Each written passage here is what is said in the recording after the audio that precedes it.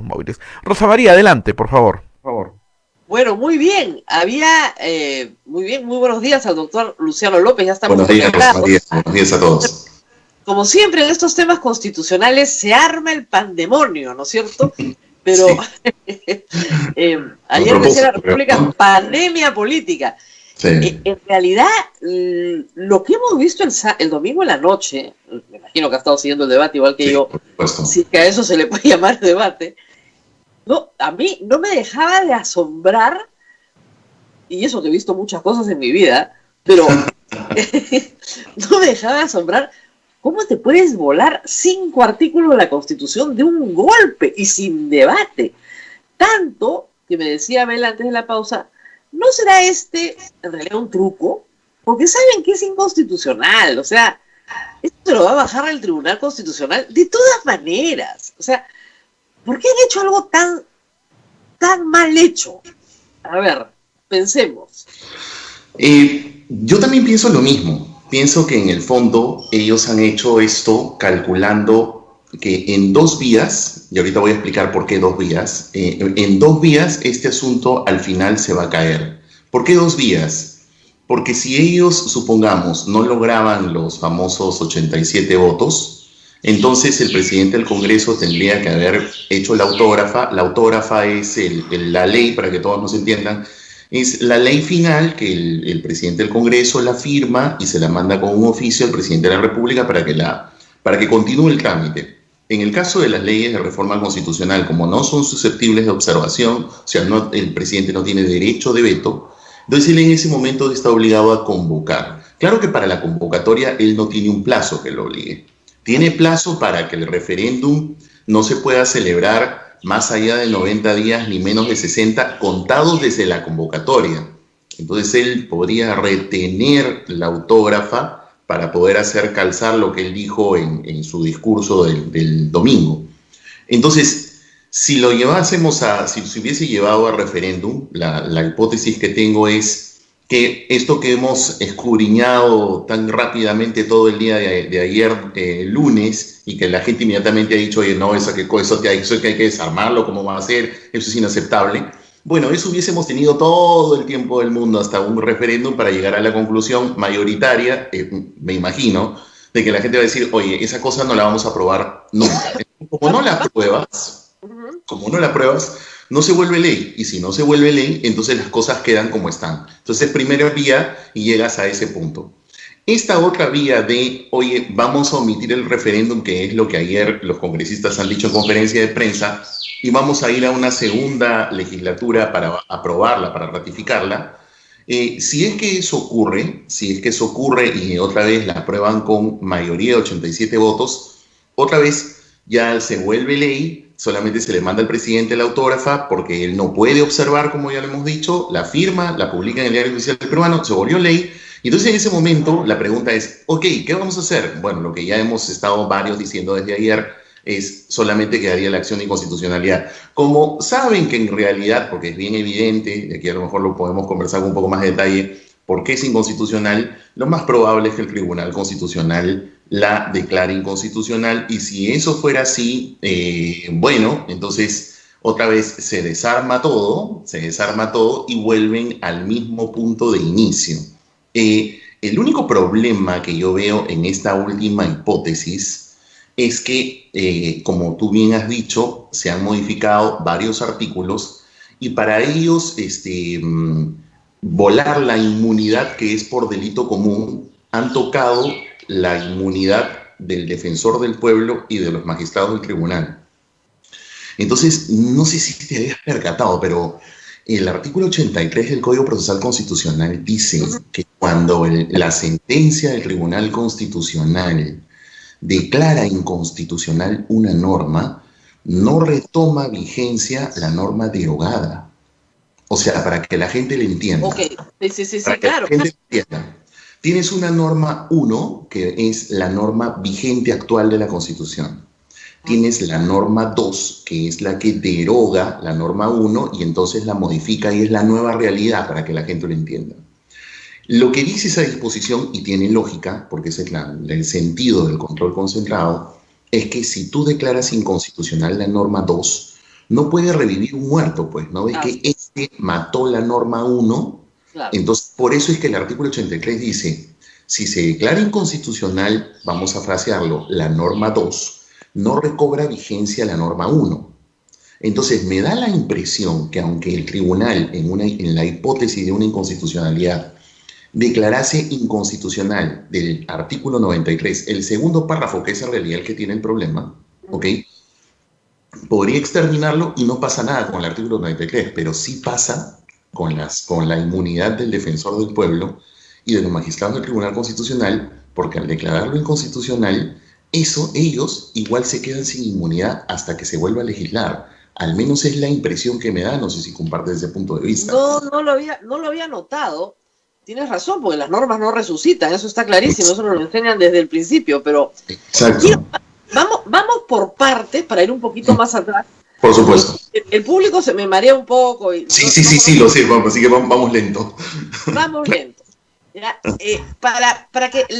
Simplemente para que el público entienda, yo les he explicado, miren, la inmunidad, el antejuicio y el juicio político, si bien son instituciones diferentes, persiguen un mismo fin, claro, que es evitar la arbitrariedad de otro poder del Estado sobre el funcionario que detenta ese poder.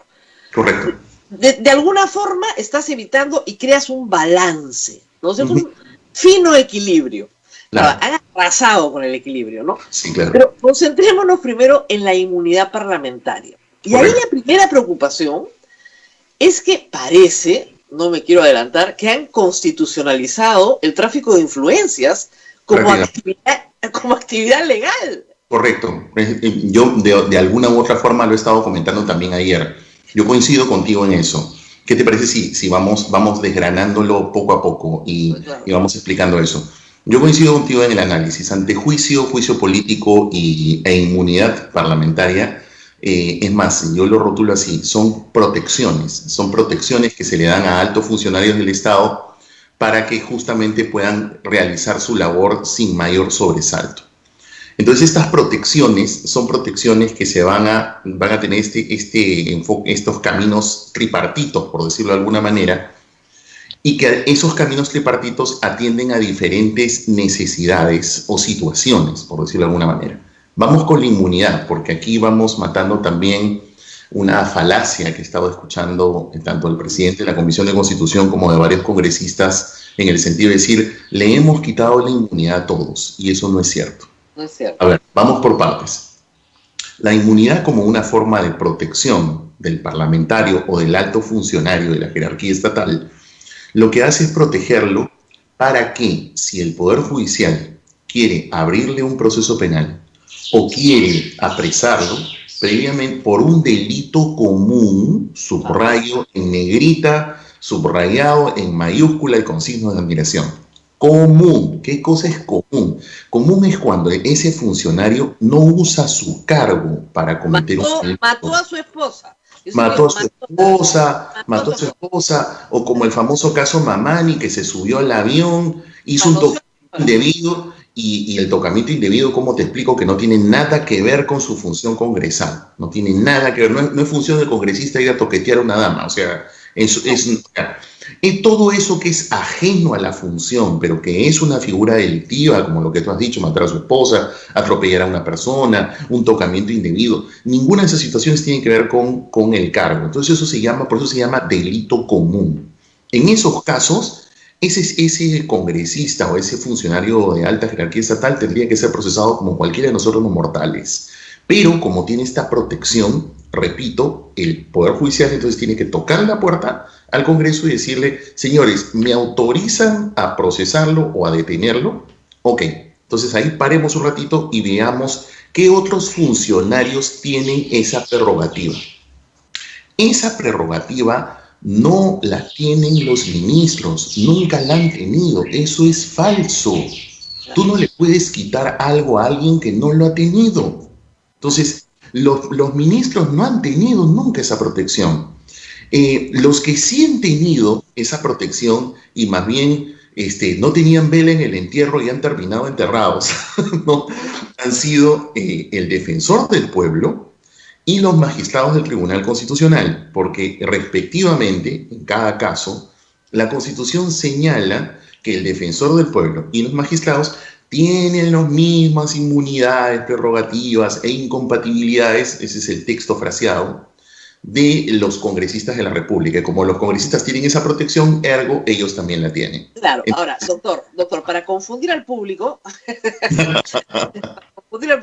claro, en la denominación jurídica inmunidad, yo entiendo perfectamente lo que usted dice, pero en los efectos, si el Poder Judicial quiere juzgar a un ministro, también tiene que tocar la puerta del Congreso porque el ministro tiene derecho ante juicio. Que es un proceso. Así es. Ante el Parlamento. Exactamente. Ante el Tiene Parlamento. derecho al proceso. Y si el tribunal... Pero por otro tipo de delito. Ya, pero vamos a utilizarlo, claro, pero vamos a hacerlo de otra manera. Supongamos que un miembro del Tribunal Constitucional comete un delito común. Delito común. Atropella. Claro. Magistrado atropella. ¿Ya? También tiene que ir al Congreso. Sí, claro. Y el Congreso le tiene que levantar la inmunidad. Correcto. ¿En qué proceso? En el proceso de antejuicio. No. En el caso de delito común, no. ¿Por qué? ¿Por qué? ¿Por qué? Porque en el caso de los magistrados del Tribunal Constitucional y en el caso del defensor del pueblo, los artículos X de la Constitución dicen que ellos tienen los mismos beneficios, inmunidades y prerrogativas que los congresistas. Como los congresistas tienen dos protecciones, tres en realidad, Tres. ¿no? La inmunidad por delito común, el antejuicio por delito funcional y el juicio político por infracción a la Constitución. Exacto. El caso que tú estás diciendo no sería antejuicio porque no es delito funcional, es delito común. Entonces, solo levantan, nada más. pasaría por el trámite de levantamiento de inmunidad.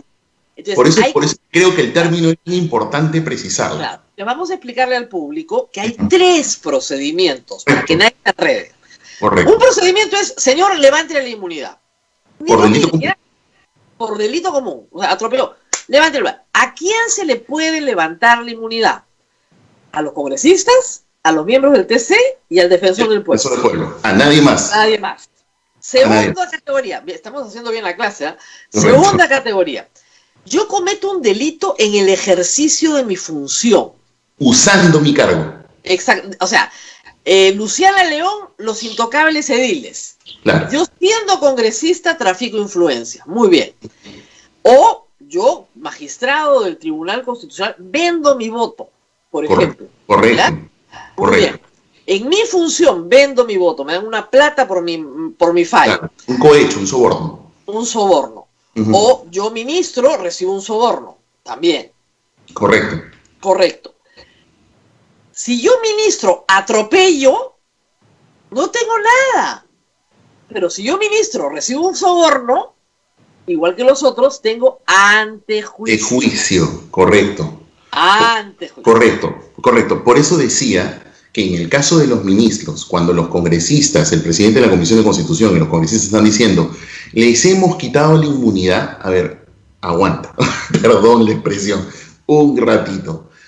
No le has quitado ninguna inmunidad si por inmunidad te refieres a delito común, porque ellos nunca han tenido ese beneficio. Lo que pasa es que lo que es confuso, lo que confunde todo, es que el presidente, durante su mandato, tiene un beneficio mucho más grande, que es el de no poder ser procesado ni acusado. Exacto. Es el beneficio más grande que hay. Pero como le explicaba al público, es por una razón, que es la estabilidad de la República. Claro. La estabilidad de la República es un bien superior, ¿no es cierto?, al de la justicia. Correcto. Durante su mandato. Pero Correcto. nada más. Y es el único funcionario que lo tiene en el Perú. Correcto. Y si es que esa protección máxima para la estabilidad, yo en eso coincido contigo, tuviese que levantarse para que pueda ser susceptible de antejuicio, ¿correcto? Si es que se trata de un asunto funcional, tendría que ser definitivamente una situación muy extrema, que por ejemplo la Constitución la contempla, ¿no? Haber impedido las elecciones, haber cerrado el Congreso. Son cuatro. Y en el derecho comparado también existen algunas otras situaciones. Por ejemplo, México ha tenido algunas reformas recientes justamente por el problema, porque puede darse, de vinculación del narcotráfico con una actividad presidencial. Entonces, una cosa totalmente inaceptable. Es decir, estamos hablando de situaciones pues extremas. Es que, lo que pasa es ¿no? que para la situación extrema, la Constitución tiene otras válvulas de escape. Claro, como el tema de la vacancia, ¿no? Exactamente. El tema de la Yo siempre- suspensión. Yo a mis alumnos les ponía el ejemplo, que es bien divertido, de qué pasa si delante de todo el país, en flagrancia absoluta, el presidente loco de celos le quita la pistola al edecán, mata a su mujer en el desfile de 29 de julio. O sea, lo vio todo el Perú. Claro, Indubitable. Absoluto. No puede ser juzgado. No puede ser juzgado. no puede ser juzgado, sin embargo, habría una situación como la vacancia, Exacto. que en realidad es muy laxa y que sí requeriría alguna reforma, pero no pues así, o sea, eso es no, algo sí. más pensado, ¿no? Porque, por ejemplo, la Constitución de 93 tiene este problema de que esa famosa vacancia por incapacidad moral Es cualquier cosa. no está taxativamente, es decir, no tiene una descripción de qué cosa es incapacidad moral. Entonces, al final, la incapacidad moral se termina vaciando de contenido porque al final resulta siendo la fuerza de los votos del Parlamento. Entonces, lo incapaz moral termina siendo lo que el Parlamento por sus votos decida, y eso no es Entonces, algo regresemos es algo arbitrario. por un instante de nuevo a la inmunidad. Vamos a sacarnos en un Correcto. segundo. Si la inmunidad por delito común la pide la Corte Suprema al Congreso y el Congreso la tiene que levantar. La pide Correcto. la Corte Suprema porque la pide un juez ordinario abajo, sube Exacto. a la Corte Suprema y la Corte. El problema que hay es que esa solicitud nunca es tramitada por el Congreso, pues ese es el problema número uno. El Claro, problema número dos es que cuando la solicitud ya viene por un arresto, caso Donaire, tampoco le quieren levantar la inmunidad de arresto. Esa es la razón por la cual se necesitaba una reforma. Eso, solo eso. Que la inmunidad por delito común, ¿no es cierto?, se cambiara. Eso era todo lo que tenían que hacer. claro. Habían dos alternativas. Una alternativa que era la alternativa máxima que muchos habían ofrecido en campaña, que era abolirla. Ya está. Y había algunas proposiciones intermedias, por ejemplo, el Ejecutivo y algunos especialistas habían opinado esta fórmula de que sea la propia Corte Suprema. Para mí no es el mecanismo más adecuado. Yo, por ejemplo, había estado proponiendo la fórmula de que sea el Tribunal Constitucional, porque en realidad la inmunidad parlamentaria, como es una prerrogativa constitucional, y el tribunal ya ha dicho que son motivaciones políticas, entonces lo lógico sería que si hay alguien que pueda hacer control constitucional de la motivación política de la prerrogativa, sí tendría lógica que sea el tribunal, pero para eso tenía que reformar la Constitución y cambiar la forma de elección de los jueces. Doctor, el problema es el siguiente, que el Tribunal Constitucional lo elige el Congreso. Por eso, pues, eso es lo que estoy diciendo. Por eso, para poder hacer una reforma de esa naturaleza, tendrías que reformar dándole competencia al tribunal y cambiando la forma de elección de los jueces, porque además el gran problema, y ahí una nota a pie chiquitita nomás, el problema con la elección de los jueces del Tribunal Constitucional, también lo he comentado en algunas oportunidades, básicamente es, si bien la Constitución dispone que lo elige el Parlamento, eso ya es cuestionable, pero si quisieras aceptarlo, para mí el gran problema está en el proceso de selección a la luz de la experiencia.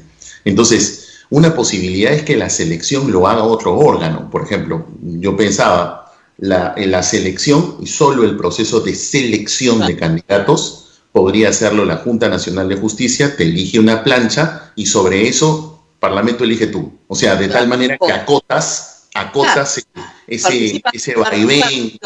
Claro, entonces, o puede ser de que el proceso de selección te lo haga la Junta, te elige una plancha y a lo mejor puedes hacer una hipótesis en la que el Ejecutivo de ahí elige o el Congreso de ahí elige, pero son cosas que se tienen que meditar aparte. Por ejemplo, no nos confundamos. No nos confundamos, exactamente. Bueno, entonces regresamos a la inmunidad. Correcto. Entonces, lo que tenían que hacer es que la inmunidad para delito común, ¿no es cierto?, la levantara otro, digamos la Corte Suprema. Correcto. Eso era todo lo que tenían que hacer. Ahora, al reformular el texto de protección, en realidad le han dado mucho más blindaje al Congreso del que tenía antes. Total, en la parte funcional. Claro. O sea, han hecho un juego, ¿no? Lo que han hecho es, por eso, hasta el día viernes, Rosa María, recordarás, había un texto en la Comisión de Constitución Claro. que era el que iba por, o sea, que es el que estamos discutiendo ahorita sin el segundo párrafo. O sea, estaba el texto Levanta la constitucional inmunidad, la levanta la Corte Suprema. correcto, que es más o menos la fórmula colombiana, no está mal. Ok. Ahora, le digo, hay dos cosas que han hecho. Una es crearse un fuero privativo.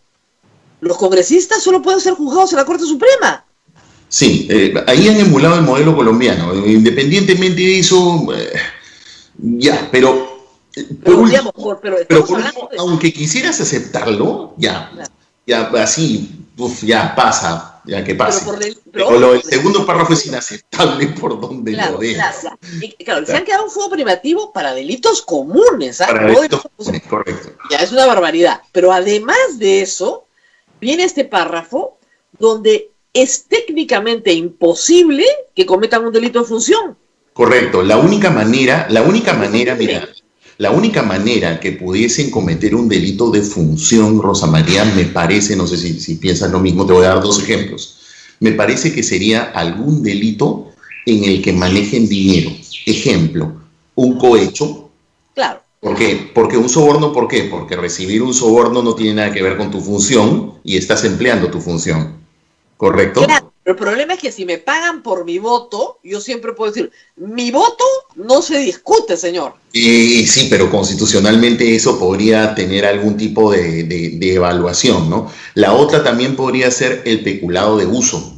Claro. Pero después de esas dos cosas, yo la verdad veo que ellos podrían dar la batalla legal. La gente entienda bien, claro, algunos constitucionalistas han dado estos Sí. ejemplos. El caso de los Avengers no podría ser juzgado. No podría, para nada. El Para caso de Lucía León tampoco. Tampoco, salvo que medie soborno. Claro. Salvo Ya, que pero- medie soborno. pero El peculado de uso, ¿qué es? Para que la gente lo entienda. El peculado de uso es cuando, por ejemplo, te asignan un vehículo por ser funcionario. Eres un ministro de Estado, por tanto te asignan un vehículo. Ok, entonces tú agarras y el vehículo, como se ha visto muchas veces en algunos casos, al final el chofer está yendo a comprar al supermercado con el vehículo no ha sido destinado para que vayan a hacer tus compras, ¿no? O sea, entonces eso es lo que se llama peculado de uso, quizá por ahí, porque eso tampoco tiene que ver con la función, pero lo demás yo la verdad veo que prácticamente es una total y paradójicamente irresponsabilidad, porque además han aumentado sus supuestos de irresponsabilidad. Claro, y el artículo 99 habla claramente, en antejuicio y juicio político, de los delitos cometidos en el ejercicio de su Es función. de la función, correcto. Entonces, Es de la frase. Entonces, correcto. si son delitos ejercidos en el ejercicio de su función, ahora no tienen. Ahora no tiene. Y hay otro detalle, Rosa María, que no sé si te habías percatado. Mira, en el apuro, han cometido un tremendo error técnico. A ver, lo voy a explicar detenido. Fíjate en la forma como han redactado el artículo 99. En el artículo 99 del texto, Sacan a los sí, han sacado a los ministros, pero han puesto esta cláusula para sacar a los ministros. Dice, los ministros de Estado no cuentan con antejuicio político ni ningún tipo de inmunidad durante el ejercicio del cargo. Eso es lo que dice el último párrafo. sí. Pero mira lo que dice el 99. En el primer párrafo del 99 lo han dejado tal cual y lo único que han hecho es quitar a los ministros. Pero al dejarlo tal cual, recordemos que el 99 te permite hacer acusación constitucional por dos supuestos. Por infracción a la Constitución, que es lo que se llama juicio político, y por comisión de delito. Cuando ellos te están diciendo, los sacan a los ministros y dicen, no cuentan con antejuicio ni ningún tipo de inmunidad durante el ejercicio del cargo, entonces la pregunta es, ¿puede un ministro de Estado ser acusado constitucionalmente por infracción a la Constitución? No, en ese Ya. texto no. No, Ya. y eso significa entonces que tú jamás podrías inhabilitar a un exministro de Estado o a un ministro de Estado hasta por 10 años. No, pues. Sin embargo, a todos los demás sí. O sea, para poderlos colocar en la puerta del Poder Judicial, estos lo que han hecho es, le han quitado el juicio, pero no se han dado cuenta que además al poner esa frase, ningún tipo de inmunidad, los están exonerando del juicio político por infracción a la Constitución. La misma noche dije, yo si fuera ministro estaría feliz. Claro. Sí. Por ejemplo, Claro. los ministros que dieron el golpe de Estado con Fujimori, que fueron inhabilitados por 10 años, con este texto no pueden ser Claro, llevados no hay infracción a a la Constitución. Te pueden perseguir por un delito, eso sí. Sí. Claro. pero inhabilitarte por 10 años, que es una sanción tremenda y hecha por un órgano político como el Parlamento, sería el único funcionario de la alta jerarquía estatal que no está sujeto a eso. Porque paradójicamente se han dejado en el artículo 99 al presidente de la República. Sí. O sea, el presidente de la República lo puedes inhabilitar, pero sus ministros no. O sea, es una locura. O sea, eso es fruto del apresuramiento, ¿no? De la poca reflexión, ¿no? En nuestra Constitución, el presidente no es responsable si es que no firma con un ministro.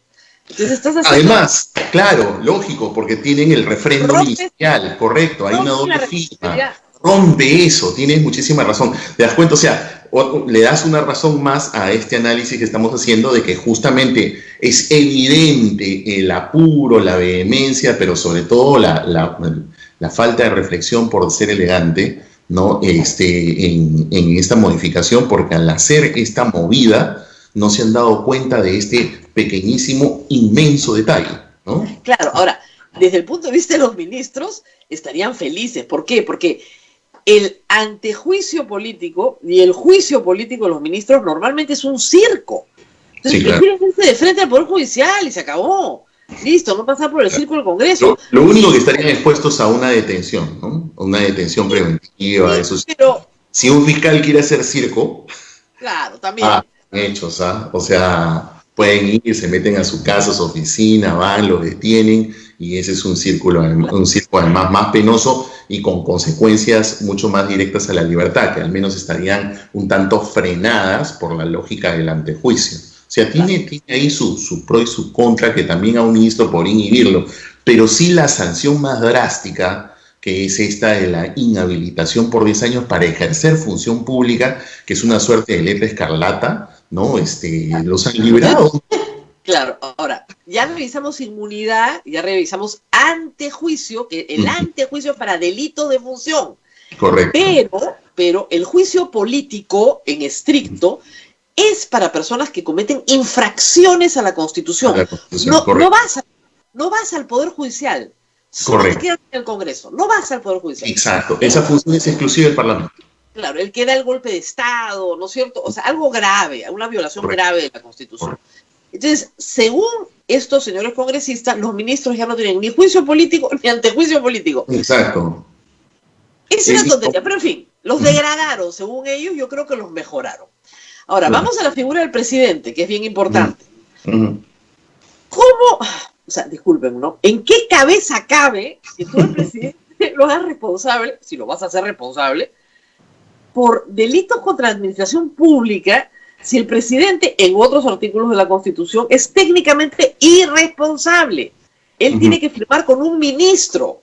Correcto. Siempre. Los responsables políticos son los ministros. Correcto. O sea, la técnica... Lo que pasa es que, además, por la redacción del texto, que dice, también podrá ser acusado por delitos contra la administración pública cometidos durante su mandato o con anterioridad.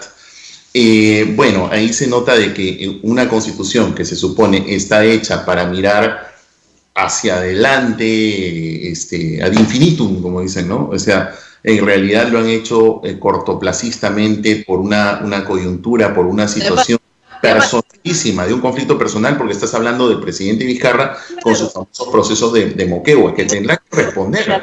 El artículo se llama artículo Moquegua. Así sí, claro. Añadido Moquegua. Mira, es más, vamos a frasearlo mejor. Este ha sido el moqueguazo constitucional, ¿no? O sea, ha sido el moqueguazo constitucional, porque en realidad es el caso de Moquegua constitucionalizado. Ese artículo es ridículo, pero realmente, o sea, es realmente de lo más grave que han escrito. Bueno, todo es grave, ¿no? Pero porque no cuadra dentro de todo. Además, por último, tú dices, el presidente puede ser juzgado durante su mandato por cualquier delito común. Correcto. Está mal, pero en fin, ¿no? Correcto. Pero no, solo contra los de administración pública, la cual él preside, sin responsabilidad, porque solo lo puede hacer con un ministro. Claro. Entonces, ¿de qué estamos hablando? ¿No? Claro. Es muy malo. No, terrible. Y por eso es que también, si de lo que hablamos al inicio, a lo mejor si te parece lo retomamos y si le damos una mirada a cada uno y qué podría pasar si el tribunal lo inconstitucionaliza, vas a ver. en el artículo 93 podría inconstitucionalizar toda esta frase que está, que han aumentado, que es la irresponsabilidad funcional, y no pasa nada. Se quedan ellos sin inmunidad, sería el mejor escenario. En el caso del artículo 99, ahí sí hay un problema, ¿no? Porque si el Tribunal Constitucional lo declara inconstitucional, incluso se quitaría la frase última, e igual el primer párrafo del artículo 99 queda tal cual. ¿No ves que no revive la norma derogada? Claro, lo que hay que explicar al público es lo siguiente. Lo que estaba antes, que salió, murió. Murió. Lo nuevo no se añade. No se añade. Queda un hueco. Exacto, queda un hueco. Entonces, si queda un hueco, Rosa María, o sea, peor todavía, porque el ministro ahí sí ya termina siendo limpio de polvo y paja. Ya no solamente no tiene juicio político por infracción constitucional, sino que además ya también tampoco tendría antejuicio. O sea, ¿de qué estamos hablando? Lo único que se me ocurre es que quizás hay una cosa ahí media técnica que habría que traducirla al público. Una integración. Estas sentencias aditivas, ¿no? Que en castellano significa que el tribunal vía interpretación adiciona, integra, pero aquí tendría que dictar prácticamente una exhortación para que el legislador tenga en un plazo determinado que legislar, como lo ha hecho en muchas otras oportunidades, ¿no? Claro. Bueno, con el 117, si se vuela el segundo párrafo, no pasa nada, pero lo que te dije al inicio, ¿no? Pero sí pasaría algo con el 161 y con el 201. Que son el defensor del pueblo y el Tribunal Constitucional. Exacto, si les quitas... Ahora, ¿qué estaban haciendo? Un cut and paste de donde decía la palabra inmunidad, ahí entraban. Está clarísimo que hicieron eso, Rosa María. Pusieron control F y pusieron inmunidad. Ya, son estos artículos, hay que sacarlos. No, es una cosa de locos. De verdad, yo anoche vi la entrevista con Mávila Huertas y la verdad fue lamentable, no sé si la llegaste a ver. O sea, en un momento al final terminó el presidente de la comisión diciendo, la verdad no te he escuchado bien. Uy, Dios mío, yo cuando vi eso dije, por favor. O sea, no, pero ya, ¿qué más decir? O sea, lo que pasa es que hay que decir, yo creo que hay dos grupos en el Congreso. Hay los que realmente no saben. Y claro, si les dicen, si votas en contra, se va a creer que quieres quedarte con la inmunidad y se va a ver mal. Y a muchos los han manipulado así. Hay que decirlo. Hay los que sí saben, que son pocos y no votaron a favor de este mamarracho porque no quieren pasar a la historia del derecho, ¿no es cierto?, como cómplices de este engendro, ¿no? Por supuesto. Pero hay los astutos. Y hay un grupo de gente que, como tú dices, ha perpetrado esto para que se lo baje el Tribunal Constitucional. No hay otra explicación. Claro. Ahora, hay otras reformas. Por ejemplo, lo del 6%. Rosa María. Sí, tenemos que hacer pausa. Vamos a una pequeña pausa, sí, por favor. Y le pedimos al doctor Luceno que nos regale unos minutitos más. Faltan 3 artículos más, recién hemos modificado 5. Pausa pequeñísima y regresamos. Gracias. Sodomco, Sociedad Dominica de Medios de Comunicación.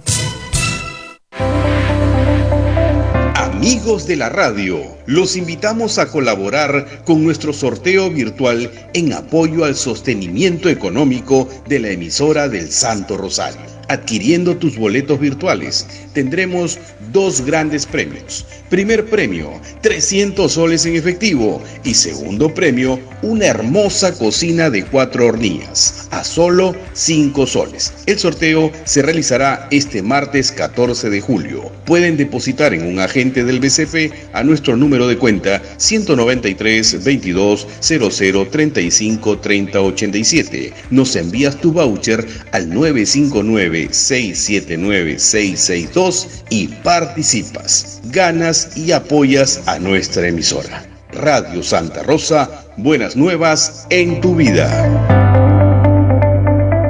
Sodomco, Sociedad Dominica de Medios de Comunicación. Sí, adelante. Nosotros tenemos un sistema unicameral. No tenemos Senado. Si tuviéramos Senado, las cosas no se darían como se dieron el domingo. Por eso es que el Tribunal Constitucional ha insistido en sus sentencias de que las reformas de la Constitución tienen que ser ampliamente debatidas. Porque, por supuesto. juntamos los votos, ¿no es cierto? Y mañana declaramos al presidente dictador porque tenemos los votos. O sea, Claro. es un disparate. O sea, los Total. votos no cambian el sentido de la Constitución en sus elementos centrales, y los elementos centrales son el equilibrio de poderes, y han roto todo el equilibrio de poderes. Por Todo. supuesto. Ahora, sí, me decías que también el informe de la Comisión de De la Venecia... Comisión de Venecia, sí. Te decía de que el Tribunal Constitucional no solamente ha dicho esto en la sentencia famosa de la cuestión de confianza 1, a propósito de la ley Müller, que es lo que acabas de mencionar, sino que además cuando Pedro Laechea hizo la consulta a la Comisión de Venecia, por justamente antes de la disolución, por este tema de que había cuestión de confianza sobre ley de reforma constitucional, etcétera, ya los hechos que todos conocemos, la Comisión de Venecia, al responder en la consulta, dijo, a ver, una reforma constitucional, como es algo muy serio en un país, no solamente el Parlamento debe debatirla ampliamente y tomarse tiempos laxos entre una discusión y otra para poder tener la suficiente reflexión, sino que además tiene que hacer la articulación con la sociedad, porque está reformando pues la constitución de un país, entonces tiene que hacer, generar algún tipo de vínculo en que la gente participe. Hoy que tenemos la tecnología, por ejemplo, que nos hemos tirado a la piscina con la tecnología por la pandemia, pero bueno, esto que fue prepandemia se hablaba de eso, entonces por lo menos hay dos instrumentos, esta fuente jurisprudencial, que es el caso de la cuestión de confianza, como está el informe de la Comisión de Venecia, mi modesta opinión, que creo yo que serían dos instrumentos clave como para declarar inconstitucional por forma, porque por fondo son las cosas que acabamos de comentar, que a todas luces hay un desequilibrio, donde dice, le hemos quitado la inmunidad a todos para que todos seamos iguales. Falso. Ellos se han puesto en la cima del Olimpo y todos los demás están pues ahí viendo qué cosas de lo que son sus vidas, ¿no? Ni siquiera muy claro, ¿no? Porque algunos Exactamente. no tienen juicio, otros... Es un laberinto. Ahora, en las otras reformas, eso de establecer asignaciones predeterminadas en la Constitución se hizo en la Constitución del 79 respecto al Poder Judicial y fue un saludo a la bandera, porque depende del presupuesto público que lo formule el MEF. No se puede amarrar además al PBI, se puede amarrar tal vez al presupuesto, pero no al PBI. El PBI no es de responsabilidad del Estado. ¿Eso también podría ser declarado inconstitucional? Al menos como lo han aprobado. Mira, claro, por la velocidad. Al menos y sobre todo por el texto. Lo que pasa es que te comento algo. Esto que han aprobado a mí me llamó la atención porque lo han aprobado en el tema de educación. A mí me llamaron a la Comisión de Constitución y también al doctor Borea, justamente por la propuesta que hay, pero para el presupuesto del sector salud. Okay. Es la misma lógica. Es más, yo cuando dije, oye, esto, pero no era para salud, bueno, en fin. Cuando estuvimos allí, en mi caso, y a mí me tocó exponer mi parte, yo lo que les comenté fue, a ver, el gran problema que existe con educación, salud o justicia, por ejemplo, que son 3 servicios esenciales básicos, es que si bien pueden haber disposición de fondos y, según los estándares internacionales de OCDE y de todos te dicen, oye, el Perú gasta nada, es verdad, lo poco que se ha asignado incluso tiene un gran problema de ejecución de gasto. Entonces tú puedes estar gastando 50, o sea, tienes asignado 50 millones, pero en realidad gastas 20. Entonces hay un problema, o sea, que encima que tienes pocos recursos, lo que ejecutas es nada. Entonces lo que decía es, asignar recursos con gastos son dos caras de una misma moneda. Entonces, en mi exposición, y ahí está, incluso por escrito y todo lo demás, yo les dije, si ustedes quisieran explorar una vía como esta, en el texto tendría que decir que ese porcentaje tiene que estar sujeto al equilibrio financiero y presupuestal, porque en el derecho constitucional presupuestario, uno de los varios principios es que tienes que resguardar el equilibrio financiero y presupuestal. Entonces yo les propuse un texto que más o menos decía, o sea, si quieren la asignación, siempre que no se mantenga el equilibrio presupuestario y fiscal. O sea, es un saludo. Cosa que te fijas una meta, ¿no? Una meta de no menos de 6, pero eso está articulado a que tengas disponibilidad presupuestaria, porque si no es una locura. Y le sugerí que a renglón seguido, como el problema es de gasto, que se puede establecer la fiscalización de la ejecución del gasto de acuerdo al examen de la Cuenta General de la República. Porque en la Cuenta General de la República el Congreso tiene que formar una comisión y tiene que auditar justamente la ejecución del gasto. Eso fue lo que les propuse.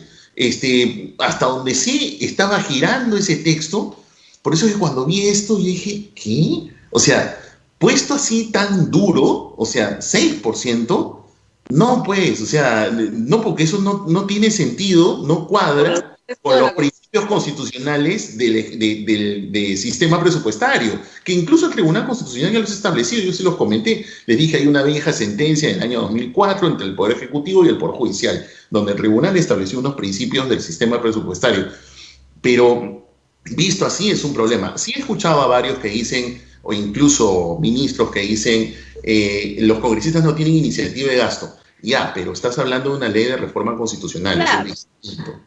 Por ahí no es el problema de constitucional. Pero igual, o sea, pero tampoco le pueden imponer una carga. No, está bien.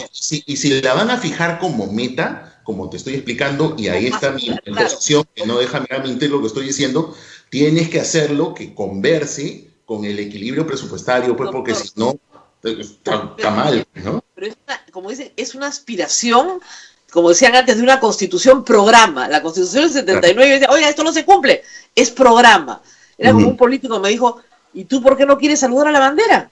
Ponlo nomás, saludamos a la bandera. Claro, pues es un saludo a la bandera, ¿no? Está bien. Ahora, en el tema de los delincuentes que postulan al Congreso y a toda función pública, esto es para todos, ¿ah?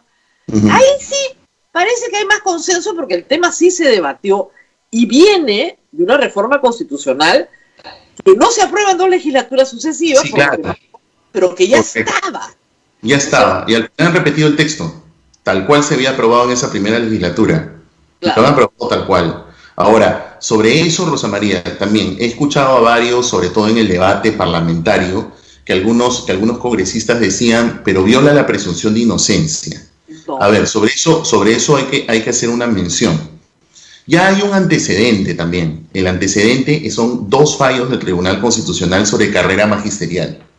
Porque recuerden que nadie puede acceder a la carrera magisterial, incluso más duros, siendo procesado. O sea, ni siquiera estás hablando de condenado en primera instancia, procesado. Y esa parte de ser procesado fue impugnado 2 veces ante el Tribunal Constitucional. Hay 2 fallos en constitucionalidad donde el tribunal hizo un razonamiento que a mí me parece, la verdad, razonable. Lo que dijo el tribunal, así rapidito, sencillito, fue, oye, lo que pasa es que si tú te fijas para la restricción una finalidad constitucional alta, como por ejemplo la idoneidad para poder ejercer el cargo, esa idoneidad, si mutas, si lo pasas aquí, también es algo que lo podrías exigir para el congresista. Entonces sería una limitación razonable de acceso. Ese criterio de la ley de carrera magisterial, de esas 2 sentencias, tranquilamente se puede extrapolar aquí. Entonces, aunque el impugne, me da la impresión que no tendría éxito en el tribunal porque ya existen estos 2 fallos con esos 2 criterios consolidados. Claro, yo sí creo que eso sí iba a pasar, porque ya, como digo, ya había sido debatido, venía de atrás, y en realidad hay un tema, por ejemplo, en el caso de los maestros, que es el interés superior del niño. O sea, hay un valor jurídico superior. Sí. Entonces, si sospechamos que eres abusador de menores, no nos conviene que estés en la clase, aunque seas inocente, ¿no? Claro.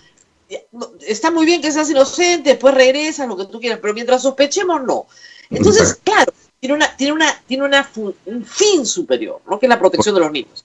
Claro, acá tendría que ser la protección de los ciudadanos, ¿no? Que los procesados no entren al Congreso. En realidad, sí hay un bien constitucional, yo te digo cuál, es el principio de buena administración. Ese principio constitucional de buena administración también cita un antecedente, el antecedente de la sentencia del caso de inconstitucionalidad del delito de colusión. No sé si te acuerdas que la famosa Comisión de Justicia presidida por el señor Sousa hizo una modificación en el delito de colusión que señalaba que para que se pruebe la colusión tenía que haber defraudación patrimonial. Duró 6 meses nada más. Ese hizo el tribunal, no sé si te acuerdas, fue monstruoso en su momento, la Comisión Sousa. Entonces esa ley se impugnó ante el tribunal y ahí el tribunal tuvo la oportunidad de decir, tras la función pública existe un principio constitucional que es un alto bien constitucional. ¿Cuál? El principio de buena administración.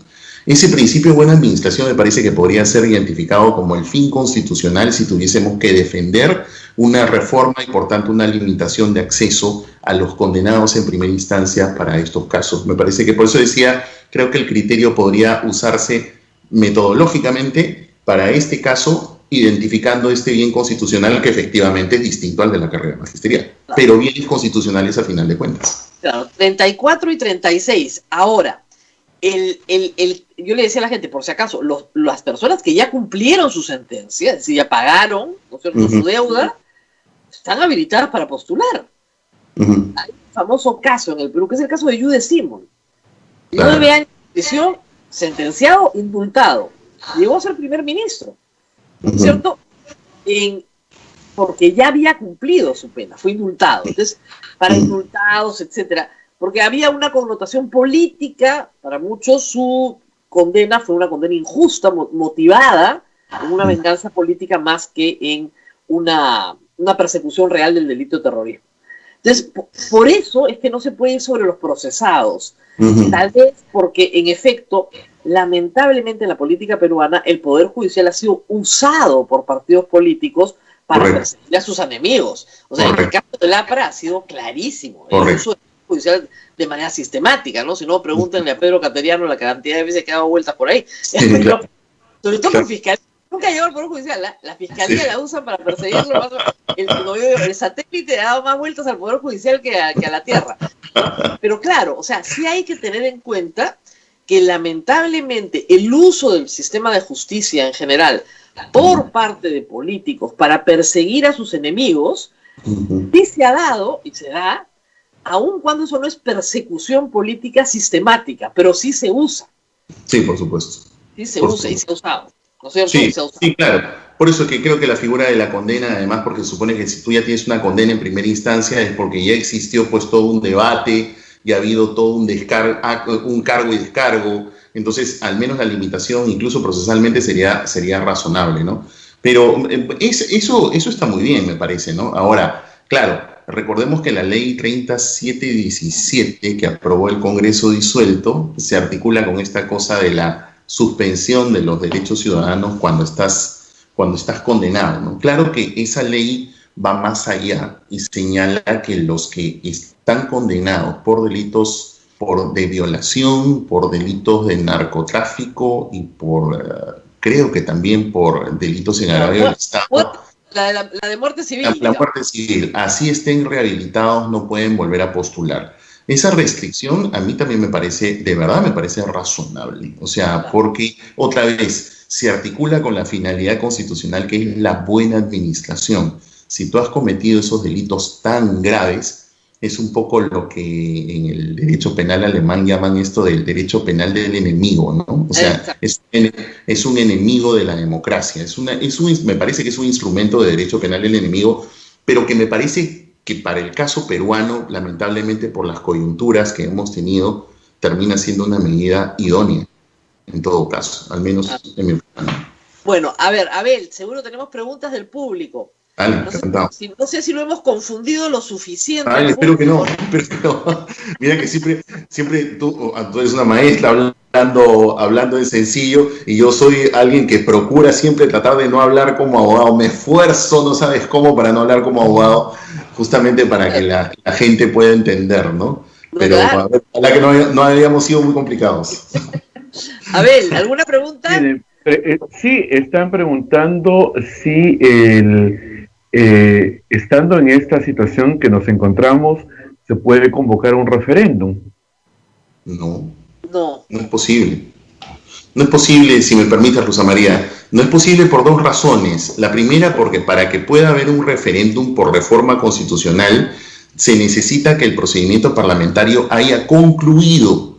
¿Y se concluye cuándo? Cuando ya se han, en este caso, si se produce la segunda votación y no llegan pues a tener la votación calificada, o supongamos que en esta primera votación no se hubiese reconsiderado y el presidente del Congreso hubiese firmado la ley, que es eso que técnicamente se llama autógrafa, y se lo hubiera mandado al presidente. El presidente no puede convocar un referéndum porque a él le parece. Él tiene que esperar que del Congreso le manden el procedimiento concluido. Y por lo que hemos visto de lo que han afirmado ayer los miembros de la mesa directiva, se va a omitir el referéndum porque van a ir a una segunda votación. Todo hace ver que la estrategia es que esto termine en el Tribunal Constitucional, ¿no?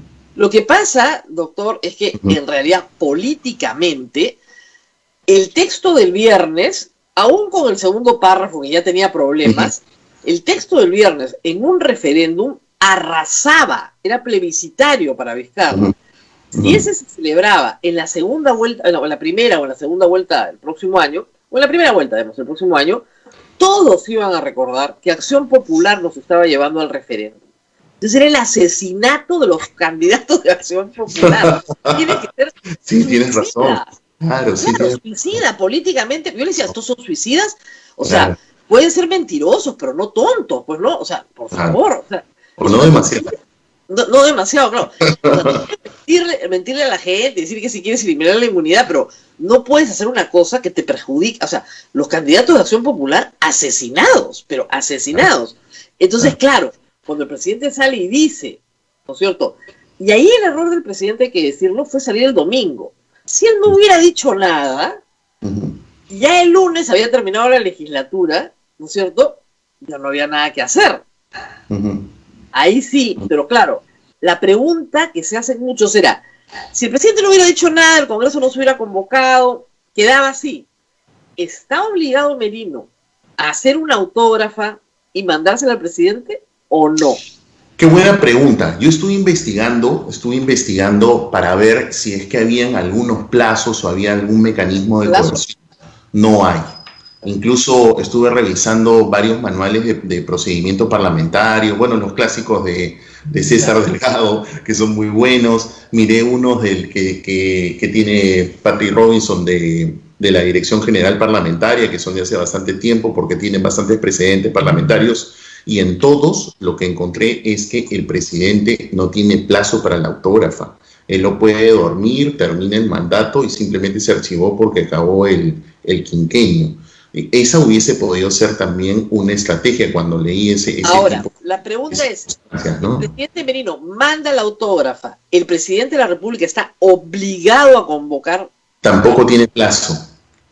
Tampoco tiene plazo. Esa es otra de las cosas que miré. Pero sí está obligado porque no puede observar. Eso sí es verdad. No, exacto. O sea, él está obligado si es que no está con la votación calificada, le han mandado la autógrafa, él está obligado a convocar. Lo que pasa es que no tiene plazo. Por eso es que cuando él decía, lo quiero hacer coincidir con las elecciones generales, entonces lo que yo dije es, ok, si no tiene plazo, la única forma para hacerlo coincidir es retiene la autógrafa. Claro. Y genera la convocatoria justamente como para que, desde la convocatoria hasta la realización del referéndum, sí hay plazo, es no más de 90, no menos de 60 días, claro. Entonces más o menos la convocaba en diciembre, ¿no? Una cosa así como para que calce con las elecciones generales, aprovechando de que no hay plazos, porque al menos de todo lo que revisé y he tratado de ser O sea, yo recuerdo a buscar en mi biblioteca, no encontré nada.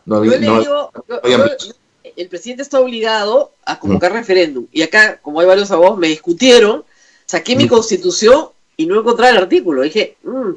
O sea, está obligado porque no puede observar. Exacto. Pero no ¿en qué plazo? No tiene plazo. No tiene plazo, si los presidentes parlamentarios no están. Te digo, manual del proceso parlamentario de EMPES, he mirado los manuales de técnica legislativa del Parlamento, el manual de procedimiento parlamentario, ninguno tiene precedente, no hay plazo. A ver, Abel, ¿qué más? Bien, preguntan también si es posible que el Tribunal Constitucional, bueno, es la que más se ha repetido, ¿no? Si el Tribunal Constitucional deje todo y volvamos, la pregunta que dice, a nada y nos quedamos sin reforma. No, volvemos a algo peor, ha dicho el doctor Luciano López. Volvemos a nada con un hueco. Un hueco. A nada con un hueco. Sustento de lo que estamos diciendo, para los curiosos, artículo 83 del Código Procesal Constitucional. Claro, o sea, a nada con un hueco. O sea, con lo que han sacado, claro. Digamos, lo que no han tocado y han añadido, el añadido se va. ¿Ya? Claro. Pero lo que han sacado no se puede volver a meter. Porque no y eso serían las facultades del defensor del pueblo y del magistrado del Tribunal Constitucional, que no tenían vela en el entierro. No tenían vela en el entierro y han terminado enterrados. O sea. No, a mí me pasa en el proyecto y yo comienzo a leer Defensor del Pueblo, te dice, ¿qué les pasa? No pueden tocar eso. Como tú dices, Rosa María, han puesto control F y han puesto inmunidad. Entonces, para ver qué cosas sale que hay inmunidad. ¡Qué locura! Lo que comentábamos en la pausa, miren, ni siquiera una asamblea constituyente, ¿ya? No se dispara 8 artículos en una noche. No, claro. Ni siquiera una asamblea constituyente. Exacto. Tienen que estar locos de remate para hacer y dices, son unas bestias, es una salvajada. Bueno, ahora, lo que es increíble, y hay que decirlo, es que no conozco un solo abogado, prestigioso o no prestigioso, destacado o no destacado, que haya salido a apoyar esto. No hay uno. Porque normalmente se dividen, ¿no? Mis doctores Trujillo, no, ni los Trujillo, ni los Trujillo, no. Pero ni los Trujillo. Es demasiado, ¿no? Qué es demasiado. Sí. De repente, nuestra audiencia no estudió derecho, entonces no entiende por qué nos reímos tanto, porque es que de verdad es como si el peor de la clase se parara, entonces, y le explicara esto al profesor y toda la clase se riera carcajada diciendo, retírate del derecho, no es lo tuyo, no es lo tuyo, para esto no sirve. Por eso ayer la entrevista de Mávila, la verdad, fue lamentable. Uy, lo voy a buscar, ahorita la veo, ya me provocó. Muy bien, a ver, ahora sí nos tenemos que... Rosa María, una más acá tengo. ¿Qué pasa si en la segunda votación no llega a los votos necesarios? ¿Se puede llevar a referéndum? Sí. La hipótesis que yo tengo, no sé si tú coincides, es que sí, en ese momento ya dependería de Merino formular la autógrafa, para lo que tampoco tiene plazo y no he visto precedente parlamentario para que se lo pueda enviar el presidente. Me da la impresión que lo congelaría. No sé si tú tienes la impresión. Yo también creo lo mismo. Créelo. Además, lo peor de toda esta historia es que este es un pleito tan absolutamente personal, ¿no? Merino está molesto porque le sacaron los negocios de sus hermanos en Tumbes, ¿no es cierto? Entonces ahora le saca el negocio de su cuñado en Moquegua. Claro. Es un pleito Tumbes, Moquegua. ¿Nosotros qué tenemos que ver en eso? Por supuesto, por eso te digo, esto es un moqueguazo constitucional, o sea, es una cosa totalmente personal de la que ha tomado, o sea, son de los más irresponsables de tomar la Constitución, aunque como bien decías, ¿no? Son tontos pero no tanto, no demasiado, como de ahí te decía la contracción, porque de todas maneras han hecho un cálculo, y el cálculo es, si va al referéndum no la aprueban, si va al tribunal se cae, en cualquiera de los casos salimos ganando porque la inmunidad se queda. Es un poco, entiendo que esa es la lógica, ¿no? Increíble. Muy bien. Increíble. Además, le hacen creer a todo el pueblo que sí han votado a favor de... Exacto, por eso es que es importante desgranarlo. Pero aquí también, si me permites, yo llamaría la atención que el presidente de la República, cuando sale el domingo, él también desinforma, porque él sale y dice, quiero consultar la inmunidad para que se elimine la inmunidad. Señor presidente, la habían eliminado el sábado en la mañana, ese no era el problema. Si usted iba a salir, por último, ¿por qué no sale y dice, ¿saben qué? Los felicito, han eliminado la inmunidad, pero ustedes deberían hacer completo el trabajo porque no puede ser que ustedes se aumenten una total protección. Han hecho un juego y han hecho un truco, eso no puede ser. Una cosa así, más simple, ¿no? Pero decirlo de la inmunidad le han hecho el vuelto, pero además con esta monstruosidad, ¿no? Ahora, hay que decir que al presidente muchas veces le falta asesoría jurídica. Yes. Hay que decirlo, porque con una buena asesoría jurídica probablemente no hubiera hecho que salga el domingo. Probablemente, sí, claro. Y segundo, hubiera pedido, como tú dices, que volaran este famoso artículo en el cual... Claro, hubiera dicho no. El tráfico de influencia. En el segundo, no en el último, exacto. ¿No? Pero bueno, en fin. Así. Bueno, nos tenemos que despedir ahora sí. Nos vamos, Rosa María, sí, nos vamos, Rosa María, hemos volado en el tiempo. Rosa María, un gusto. Muchísimas gracias por la invitación, como siempre, verte. Muy amable. Nos hemos reído mucho, pero en realidad deberíamos... Ha sido muy divertido, en medio de todo. Gracias, un abrazo. Cuidarse todos. Gracias al doctor Luciano López. Gracias, Rosa María. Cuídate, chao, nos vemos mañana. Buenos días. Chao. Un gusto. Nos vemos.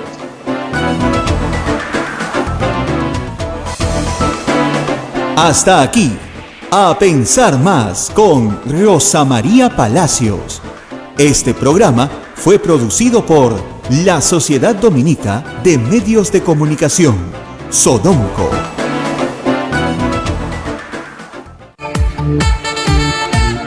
Radio Santa Rosa, buenas nuevas en tu vida.